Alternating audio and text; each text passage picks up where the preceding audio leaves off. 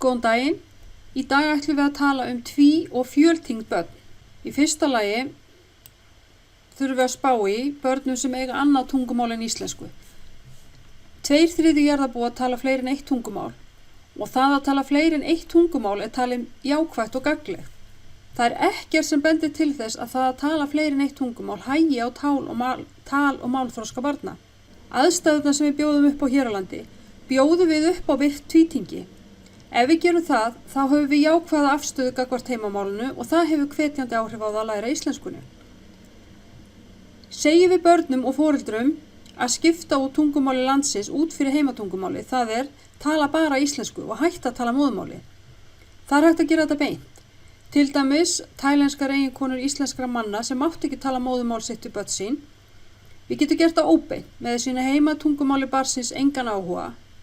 Afleiðingin af þessu er að tvítengda barnið lærir of lítið í báðum tungumálum til að geta tjáð hugsanir sínar og langanir eins og jafnaldrar. Það að hafa vald á fleirum en einu tungumáli er jákvætt. Það er mjög mikilvægt að hafa jákvætt viðhorf gagnvart öllum tungumálum sem notuð er á leikskólanum. Hlustið á, viðurkennið og hrósið ef barnið notar orð úr móðumáli sínu og reynið að finna út merkingu orðsins. Hvetji foreldra barnanna sem eiga annað móðumál en íslensku að nota sitt móðumál heima, því það styrkir þau. Dæmi hvernig hægt er að aðstoða fjölskyldur. Það er, í fyrsta lagi, reynið að finna út hvernig barninu gengur að skilja og tala móðumálið. Fylgist með hvernig barninu gengur að tala íslensku. Talið við barnið að það kunni fleiri en eitt tungumál og hjálpi því að læra hvað tungumálið sem það talar heita. Hvetji foreldra til að útbúa orðalista með einföldum orðum og orðatiltækjum til að deila með leikskólanum. Það einfaldar málið að miklu leyti. Og hvernig er hægt að aðstoða fjölskyldur? Útbúið með aðstoð foreldra tungumálaplaggat með orðum og setningum sem eru mikilvægar. Þetta þarf ekki að vera mikið mál og þetta þarf ekki endilega að vera gert í tölvu. Það er líka hægt að gera þetta bara þannig að fólk hjálpist að. Útbúið heimskort og tengi hvert barn við landi sem fjölskyldan kemur frá og tungumálið sem talað er á heimilinu. Skreyti korti með fána og myndum frá landinu og biðið foreldra myndir. Þetta sýnir foreldru barnan á deildinni að borin er virðing fyrir bakgrunni allra barna á deildinu og það eru margir leikskóla sem gera eitthvað í þessa áttina. Ef við erum að spá í erlendu og íslensku málumhverfi, þá þurfum við að spá í þessu. Hvað dvelur barni langan tíma vökutíma sínum í hverri viku í íslensku málumhverfi? Hver kennir barninu íslensku? Og hvað eyðir það miklum tíma vökutíma sínum í að skilja og nota móðumálið? Ekki hafa áhyggjur. Það er ákveðin þættir sem við þurfum ekkert að hafa áhyggjur af. Það er í lagi að börn af erlendum uppruna tali móðumál sitt í leikskólanum. Það er líka í lagi að börnin blandi saman tveimur tungumálum í sömu setningunni. Börn af erlendum uppruna fara sumhver í gegnum það sem er kallað hljótt tímabil og þá segja þau ekki neitt. Þetta tímabil getur varað upp í 2 mánuði en það má samt ekki gleyma að tala við þau þó þau svar ekki. Börn af erlendum uppruna vilja sum ekki tala móðumáli sitt og þetta getur verið ýmsar ástæður fyrir því. Kannski vegna löngunar til að tilheyra hópnum, vegna þess að þeim finnst íslenska svo ríkjandi eða vegna breytinga á því hvernig fjölskyldan er að nota móðumálið. Það getur verið ýmislegt á bakvið. Tíminn sem tekur að læra tungumál. Það getur tekið 2 ár fyrir barn sem er að læra íslensku sem annað tungumál að ná tökum á því þannig að það geti átt samskipti og tekið þátt í félagslegum upplifum. Það getur tekið 6 ár eða jafnvel lengur að ná góðum tökum á tungumálinu þannig að það sé tilbúið að mennta sig á íslensku. Það getur tekið alveg upp til 6 ár. Hér er rannsóknir á börnum sem eru búsett á Íslandi sem var gerð, niðurstöðurnar kom út 2015 og ritgerðin er inn á innu. Þetta er doktorsritgerð og eftir Sigríði, man ég ekki alveg hvert eftirnafnið hennar en allavega Sigríði. Og hún skoðaði börn í 4., 7. og 8. bekk. Og hún er með 2 hópa, annars vegar íslenska 1 sem er samanburðarhópurinn og íslenska 2 sem er hópurinn sem ekki hefur íslensku að móðumáli, sem er að læra íslensku sem annað mál. Og það kemur þetta í ljós. Börn sem læra íslensku sem annað tungumál hafa minni orðaforða heldur en börn sem hafa íslensku sem móðumál. Bilið á milli hópana breikkaði eftir því sem þau eruð eldri. Íslensk börn nota flóknari orðaforða í munnlegu og rituðu máli til að rökstyðja hugsanir sínar. Báðir hóparnir sýndu framfæri að nota orð en bilið var alltaf jafn mikið á milli þessara tveggja hópa. Það alltaf jafn mikið bil á milli hópana í lesskilningi. Orðaforði fjórða bekk sagði fyrir á jákvæðan hátt framfæri í lesskilningi hjá báðum hópum, íslensku 1 og 2. Þau börn sem eru með stærri orðaforða eða meiri í fjórða bekk, þau juku lesskilning sinn hraðar heldur en þau sem voru með minni orðaforða. Og þetta nú svona, já, common sense eiginlega. Helstu áhrifavaldarnir sem eru á bak við þetta eru að það er aldur barns við komu til landsins. Því eldra sem barnið er, því hraðar lærir það tungumálið. Það er skyldleiki móðurmálsins við íslenskuna. Börn sem töluðu evrópskt tungumál, þeim gekk betur að læra íslenskuna heldur börnum sem ekki tala evrópskt tungumál. Síðan er það færni og lestrarkunnátt í móðurmáli, móðurmálskennsla og menntunarstig móður hafði hvorki áhrif á orðaforða né lesskilning hjá Ísl 2 þátttökutunum sem eru börnin með íslensku að öðru tungumáli.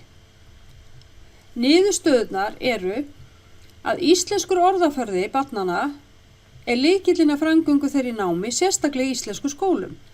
Börn sem hafa dvalist lengi á Íslandi, þau geta líka þurft stuðning og styðja þar sérstaklega vel við börn sem eiga móðurmál sem eru ekki evrópsk. Ég setti þessa ritgerð inn á Innu þannig þið geti lesa hana, hún er á ensku en allavega ágripið sem er mjög gott að það er á íslensku þannig þið geti rennt yfir það. Hvernig höfum við svo áhrif á málþroska tvítengra barna? Það er orðaforðakennsla og hvernig kennum við orðaforða? Og það eru frásagnir, hvernig þjálfum við nemendur í að segja sögur? Og síðast og ekki síst eru félagsleg tengsl. Hvernig eflum við félagsleg tengsl? Hugmyndir eru til dæmis. Það er hægt að lesa aukalega á hverjum degi fyrir börn af erlendum uppruna. Lesa á móðurmálinu ef hægt er að koma því við, semst ekki á íslenskunni. Nota 10 mínútna regluna, ég setti það inn á Innu. Það er semst fyrir leikskólan ef þeir vilja athuga hversu mikið er talað við barni sem er með erlent tungumál. Það er að nota samskipta orðabók eða tungumál orðabók barnsins og það er tákn með tali. Það eru myndrænar upplýsingar og það er hægt að setja myndrænar upplýsingar inn í dagskipulagi, klæðnað, leikefni, setja hvert hlut á sinn stað og síðast og ekki síst, gefa barninu tíma til að svara sem er mjög mikilvægt. Hvenær er þörf að þið fara að hafa áhyggjur? Ef barnið á erfiðleikum með að skilja og nota móðurmálið og íslenskuna, það með hvorugt á hreinu. Ef barnið hefur á leikskólanum í meira en eina önn og er ekki byrjað að nota eða skilja íslensku. Ef barnið er með sögu miðeyrnabólgu, að þá getur verið tími til að hafa áhyggjur líka. Ef barnið á erfiðleikum með að samskipti án orða er sem sagt non-verbal, barnið byrjar ekki eða tekur ekki þátt í samskipti með leik og það bendir ekki eða gefur merki til að koma skilabóðunum sínum á framfæri. Þetta eru allt ástæður til þess að þarna þurfum við að hafa áhyggjur. Greining tvítengra barna, ef við ætlum að greina hvort þau séu með málþroskaröskun.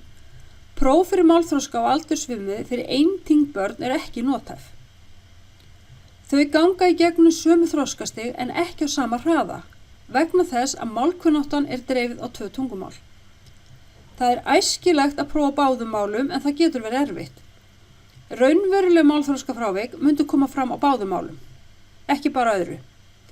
Þannig að er sanngjarnt að notast einungis við mælingar á sterkara málinu. Eigum við bara að nota tungumáli þar sem þau eru sterkara eða eigum við að reyna að koma til móts við og taka bæði. Hægt er að styðjast við málsýni, fá upplýsingar frá innfæddum og vera með samanburði börn með sömu tungu, en það er oft mjög erfitt að afla þessar upplýsingar. Tvítyngd meðferð virkar jafn vel eða betur en eintyngd. Tvítyngd barn, það er mjög mikilvægt að nota tíman í leikskólanum til að læra íslenskuna og það þarf að aðlaga málið að barninu á hverjum tíma. Það gildir ekki það sama fyrir öll börn og það gildir ekki það sama fyrir barnið í dag og í næsta mánuði. Þegar tvítyngd barn byrjar á leikskólanum þá einföldum við málið og notum stuttar setningar. Við leggjum áherslu á lykilorð, við hægjum á okkur og við sýnum barninu. Notum eitthvað og sýnum því hvað að gera og hvað við erum að segja. Síðan þurfa þau að læra móðumáli sitt hjá fjölskyldu sinni og hvetji foreldra til að kenna barninu móðumálið. Það þarf að fá tækifæri til að hlusta á sitt mál. Það þarf að fá tækifæri til að heyra móðumálið í samhengi. Það þarf að æfa sig að mynda hljóð á móðumálinu og læra orðaforða. Það þarf að æfa sig að nota málfræði móðumálsins og það þarf líka tækifæri til að hlusta á íslensku. Heyra íslensku í samhengi, mynda íslensk hljóð, læra íslenskan orðaforða og nota íslenska málfræði. Og það gerir það í leikskólanum. Efri partinn sem er móðumálið, að það læra þau heima, íslenskuna læra þau í leikskólanum og það er mjög mikilvægt að þetta hvorutveggja fari fram. Tvítyngd börn, það er mjög gott að nota sjónrænar vísbendingar, gefa þeim aukinn tíma til að bregðast við, muna þau eru stundum að þau eru hreinlega bara að þýða í huganum það sem við erum að spurja að eða tala um. Það er að nota óyrt samskipti og gefa tvítyngdu barni tíma. Hér er orðaforði sem að þið getur notað ef þið eruð að leita að eða fletta upp fyrir tvítyngd börn. Það er monolingual, það er hæfileikar í einu tungumáli, multilingual, það er communication skills in two or more, multicultural, að það er eitthvað sem er í meira heldur en einni menningu. L1, það er the first language, L2 er any second language og svo er það linguistics repertoire, það er all language or dialects that a person speaks. Og AL, term used to refer to additional languages. Þannig að þeir eru komin með og svo er ég búin að setja það sem ég vitna í þessu fyrirlestri, ég er búin að setja það allt saman inn á innu líka. Þannig að þeir geta fletti upp og skoða það ef þið hafið áhuga.